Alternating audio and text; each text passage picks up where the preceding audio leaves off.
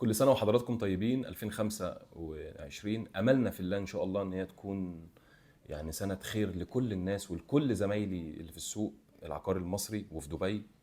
وإن شاء الله ربنا يكرم الجميع وكله يحقق حلمه ويحقق هدفه. أنا بعلن في الفيديو ده عن شركة سوكن، والشركة دي اتولدت باسم كبير لأن احنا اوريدي أصلا 5 سنين في السوق المصري شغالين وسنتين في سوق دبي. والحمد لله اتكرمنا من شركات كتير وعملنا ارقام كبيره باقل عدد من السيلز، لان احنا بنشتغل بفكر الكواليتي، مش بنشتغل بفكر ان يبقى في عدد كبير جدا من السيلز موجود في السوق في يعني هنا في الشركه.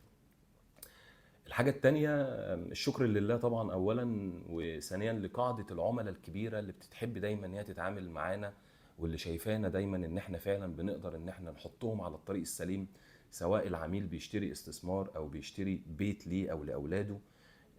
دايما بنحب نشتغل بالطريقه اللي بنبقى فيها مختلفين عن زمايلنا واخواتنا المنافسين لينا في السوق، وفي نفس الوقت برضو بنتمنى الخير لكل زمايلنا.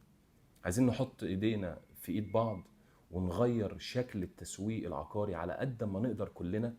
يبقى الفكره اللي كانت موجوده اخر سنه ونص او سنتين عن البروكر ان هو عايز ياخد كوميشن بس ويجيب للعميل اي حاجه، كلنا لازم نراجع نفسينا في شغلنا.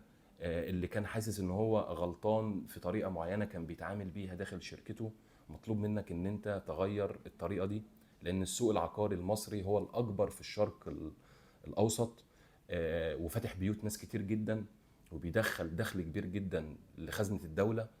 فسوق شرس، سوق كبير، سوق فيه منافسه تبقى شريفه ان شاء الله ما بيننا باستمرار. كلنا اخوات بنحب الخير دايما لبعض، نغير من بعض بس تبقى الغيره بس ايه، حميده يعني. كلنا لازم نحب الخير لبعض ونقف دايما مع بعض ضد المطور اللي ما بيحترمش العميل، المطور اللي ما بيبنيش، المطور اللي كل شغله الشاغل انه يكسب فلوس فقط وما يكسبش العميل ولا يسلم للعميل المنتج اللي كان متفق عليه. لازم كلنا نقف ضد المطور ده.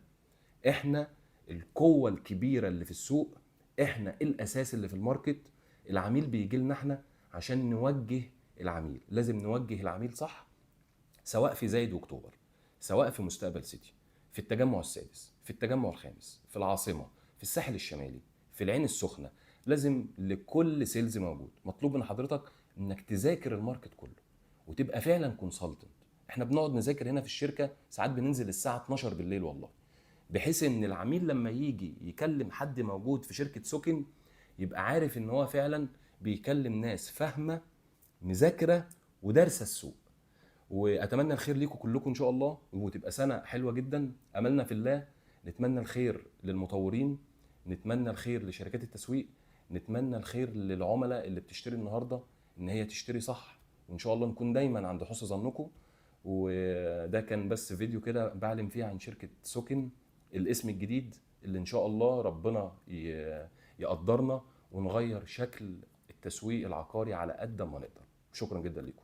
اسلام الشاعر.